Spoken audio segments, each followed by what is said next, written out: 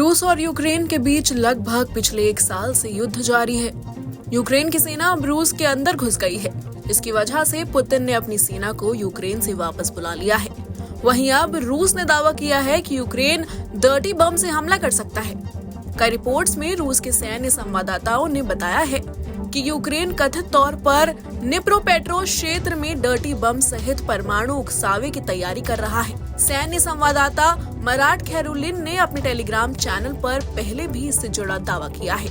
उन्होंने कहा कि यूक्रेन न्यूक्लियर पावर प्लांट्स पर हमला करने की प्लानिंग कर रहा है। यूक्रेनी विदेश मंत्रालय ने शुक्रवार को डर्टी बम के साथ न्यूक्लियर पावर प्लांट्स पर हमला करने के रूसी दावों को खारिज कर दिया है। रिपोर्ट्स के मुताबिक यूक्रेनी सेना रूस के कब्जे वाले जपोरिज्जिया परमाणु ऊर्जा संयंत्र और रूस के कुर्स्क परमाणु ऊर्जा संयंत्र पर हमला करने का प्लान बना रही है।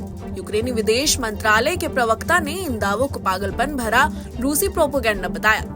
ये पहली बार नहीं है जब रूस ने यूक्रेन पर डर्टी बम से हमले की प्लानिंग का दावा किया है। इससे पहले अक्टूबर 2022 में भी रूस की ओर से कहा गया था कि यूक्रेन डर्टी बम हमले की प्लानिंग कर रहा है। बता दें कि डर्टी बम एक ऐसा हथियार है जिसमें यूरेनियम जैसे रेडियोएक्टिव पदार्थ होते हैं जो धमाके के साथ हवा में बिखर जाते हैं। इन हथियारों का उद्देश्य सिर्फ खतरनाक रेडिएशन को फैलाना होता है, इसलिए इसमें परमाणु बम की तरह बहुत ज्यादा शुद्ध रेडियोएक्टिव सामग्री की जरूरत नहीं होती। इसकी जगह इन बमों को बनाने में अस्पतालों, परमाणु ऊर्जा स्टेशनों या रिसर्च केंद्रों के रेडियोएक्टिव पदार्थों का इस्तेमाल किया जा सकता है। डर्टी बम बनाना परमाणु हथियारों की तुलना में बहुत सस्ता और तेज होता है। उदाहरण के लिए इसे किसी गाड़ी में रखकर अगर विस्फोट किया जाए तो भी इसका नुकसान भयानक होगा। रेडियोएक्टिव रेडिएशन से कैंसर जैसी गंभीर बीमारियां हो सकती हैं। किसी लक्षित आबादी में हमला दहशत पैदा करने वाला होता है। विस्फोट के अलावा रेडिएशन काफी दूर तक फैल जाएगा।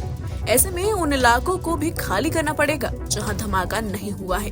फेडरेशन ऑफ अमेरिकन साइंटिस्ट ने गणना की है कि अगर न्यूयॉर्क के मैनहट्टन में सिर्फ 9 ग्राम कोबाल्ट 60 और 5 किग्रा TNT वाला विस्फोट किया जाए तो ये पूरे शहर को दशकों तक ना रहने लायक बना देगा।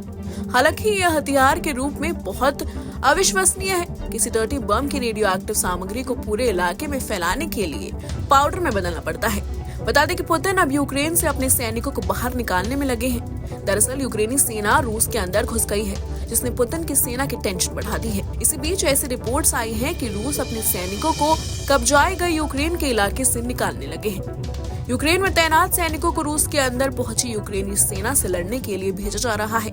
ये दिखाता है कि रूसी सेना की अब यूक्रेन पर पकड़ कमजोर होने वाली है। Bureau report, news nation.